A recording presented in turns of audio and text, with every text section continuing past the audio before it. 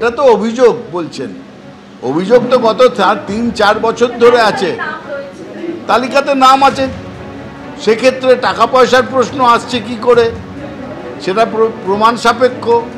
এ দেশে এসএসসি তারা তালিকা প্রকাশ করেছেন এবং যে তালিকাতে আপনারা বলছেন অনেকের নাম আছে, এসএসসি তার মানে প্রমাণিত যে তালিকা নিয়ে তারা ছেড়ছাড় করেনি, তালিকাতে কিছু গোপন করার চেষ্টা করেনি।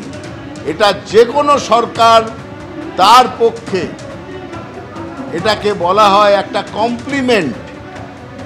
তাদের নিরপেক্ষতা, সততা, তারই প্রমাণ হচ্ছে এই তালিকা। প্রথম যে তালিকা প্রকাশ করলো এসএসসি তাদের ওয়েবসাইটে রাত 8টার সময়, তাতে 1804 জনের নাম ছিল দাগিদের, কিন্তু তারপর যে প্রকাশ হলো সেখানে আরো 2 জনের নাম বাড়লো। তৃণমূল বিধায়কের মেয়ের নাম কেন প্রথম তালিকায় ছিল না, কেন বাদ গেল? কারণ দেখা যাচ্ছে এই লিস্টে, অর্থাৎ দাগিদের লিস্টে তৃণমূল ঘনিষ্ঠদের ছড়াছড়ি। এখানেই বিরোধীরা প্রশ্ন তুলছে। লিস্ট তো নাম 1800 কত আমরা দেখেছিলাম বেরিয়েছিল, তো যারা অযোগ্য আছে তাদের নাম বেরিয়েছে। এই যেটা বিতর্ক, যেটা যোগ্য অযোগ্য নিয়ে বিতর্ক হয়েছে না, সবচেয়ে ক্ষতি হয়েছে যারা যোগ্যরা যারা ছিল তাদের। একটা খুব ভালো সংখ্যা যোগ্যতার উপরে শিক্ষকরা পেয়েছিলেন, কারণ এটাতে পুরোটাই যেহেতু একদম সুপ্রিম কোর্টের ব্যাপার, সেখানে তো কারো কিছু বলার থাকে না। এখন আবার ইনারা পরীক্ষা দিচ্ছেন,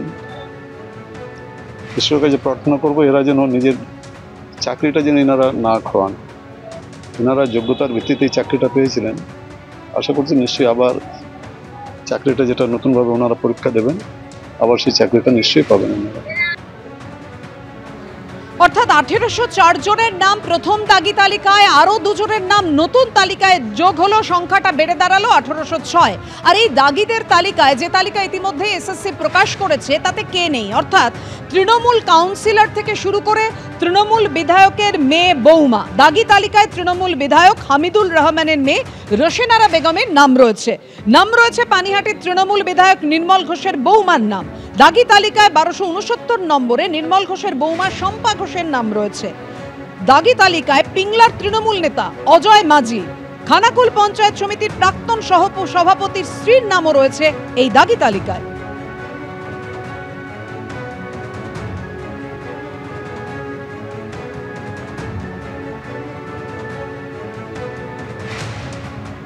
দাগি তালিকায় পানিহাটি তৃণমূল বিধায়কের বৌমার নাম, অর্থাৎ নির্মল ঘোষের বৌমার নাম শম্পা ঘোষের নাম রয়েছে। তৃণমূল বিধায়ক বলেছেন আইনের পথে চলবে। দেখুন,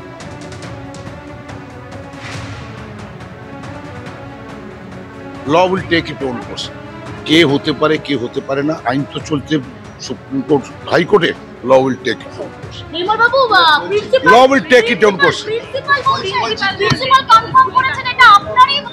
আমি জানি না সেটা, আমার কথা হচ্ছে কি আত্মীয় স্বজন নিয়ে তোমরা দেখো, আমি তোমার কথা আমি কি বলছি সেটা তোমাকে বলি, তুমি তো একটা কথা আছে না, কথা হচ্ছে এটা যা বেরিয়েছে, তোমরা যা পেয়েছো ও তো আইন আদালতে, তো supreme court, high court. Law will take it own course. সত্য বেরোবে। Law will take it own course, সত্য বেরিয়ে যাবে। আমি বলতে পারবো না কিছু না দেখে, আমার কাছে তো কিছু আসে না। আমার কাছে কোনো কাগজ নেই, আমার কাছে কোনো কাগজ নেই। যদি কেউ এসে থাকে, কোনো কাগজ এসে থাকে, আমি চেক করে বলবো। তবে ম্যাটারটা হাইকোর্ট সুপ্রিম কোর্ট চলছে, হাইকোর্ট সুপ্রিম কোর্টের বিচারে সত্যতা বেরিয়ে আসবে, মিথ্যাও বেরিয়ে আসবে।